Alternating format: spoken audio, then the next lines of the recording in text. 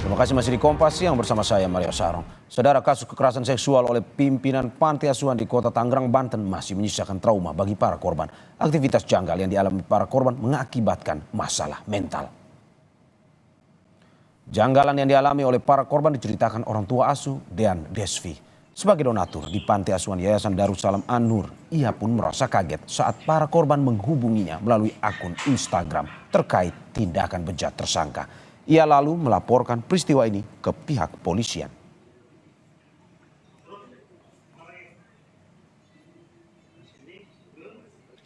Keanehannya yaitu tadi yang pernah saya sampaikan, bahwa keanehannya tuh adatnya mereka itu kalau cium tangan nggak hanya cium tangan sama kakak pimpinan panti asuhan ini, tapi juga ada adegan peluk-pelukan.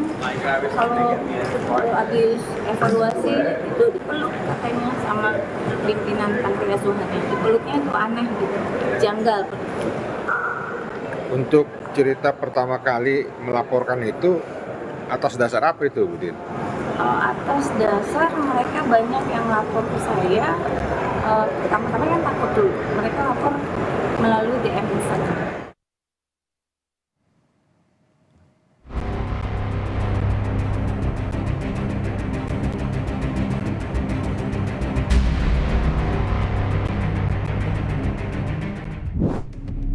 Aksi bejat pimpinan panti asuhan Darussalam An-Nur, Kunciran Indah Pinang, Kota Tangerang, Banten bersama dua pelaku lainnya masih menyisakan trauma bagi para korban.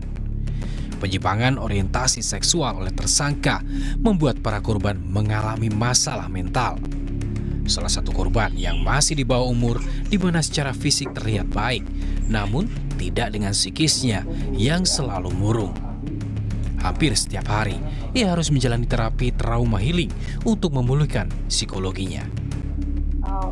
Memang kelihatannya fisiknya udah pasti mereka murung, pasti sedih, pasti terluka. Nah, itulah kita berinisiatif untuk membawa mereka ke dalam sebuah pengobatan, yaitu mental healing gitu loh.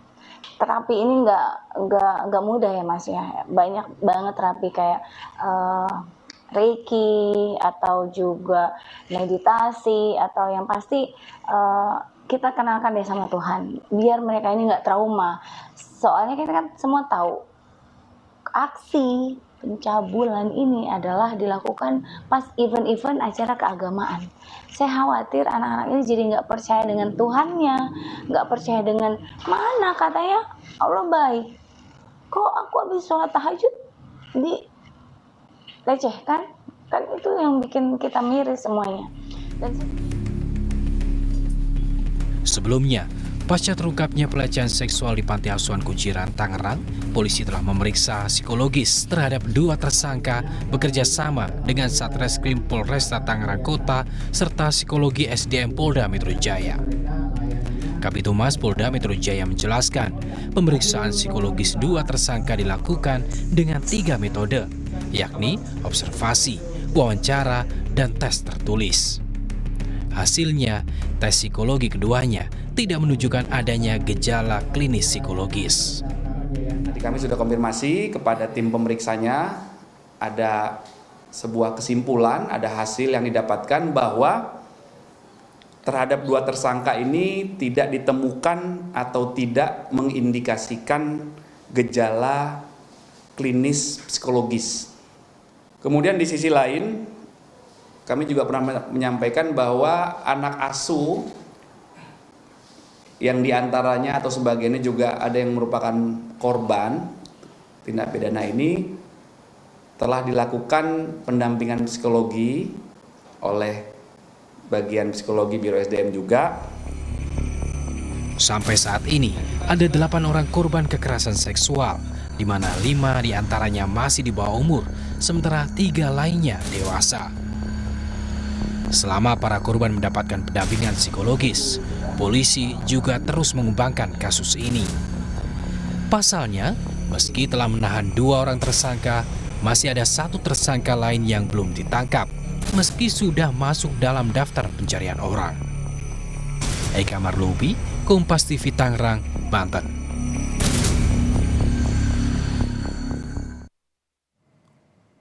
Untuk Untuk mengetahui perkembangan kasus ini, kita terhubung dengan jurnalis Kompas TV, Eka Marlupi. Eka, selamat siang. Sampai hari ini dari informasi Anda, ada beberapa jumlah korban yang terupdate. Bisa kami jelaskan di mana untuk jumlah korban saat ini belum bertambah, masih ada 8 orang korban, di mana 5 diantaranya anak dan 3 lainnya dewasa, seperti itu Mario.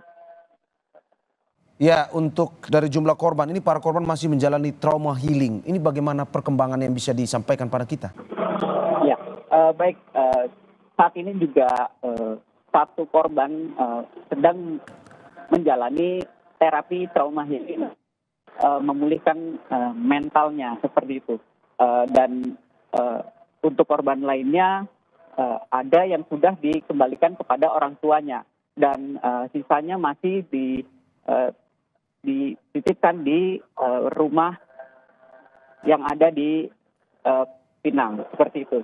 Untuk lengkapnya bisa dijelaskan oleh orang tua asuh, Mario.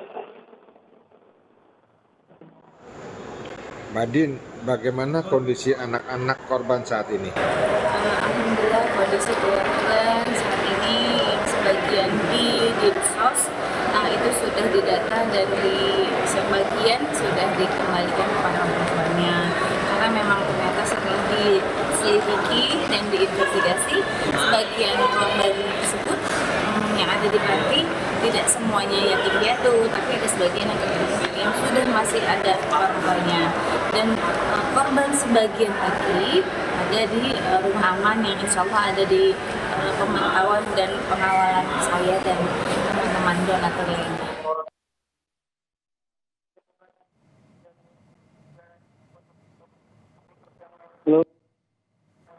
Ya Eka, untuk satu tersangka yang masih buron, apa upaya polisi untuk menangkapnya? Iya, bisa kami sampaikan juga Mario. Untuk pihak kepolisian dari Polres Metro Tangerang Kota sudah berupaya penuh untuk pencarian DPO atau daftar pencarian orang, di mana dengan menyebarluaskan foto juga selaku Kapolres sudah memberikan imbauan kepada masyarakat bila mana yang melihat yang ada tertera di foto tersebut dapat menghubungi Polres Metro Tangerang Kota, seperti itu Mario. Ya, terima kasih Eka Marlupi dari Tangerang atas informasinya. Semoga pencariannya terus berjalan dan lancar dari pihak kepolisian. Selamat bertugas kembali. Saudara, jangan kemana-mana, kan informasi dari Kompas yang akan saat lagi. Salah satunya terkait dengan jelang pelantikan Presiden dan Wakil Presiden terpilih pada 20 Oktober mendatang. TNI dan Polri menyiapkan personel dan satuan tugas intelijen untuk pengawasan dan pengamanan.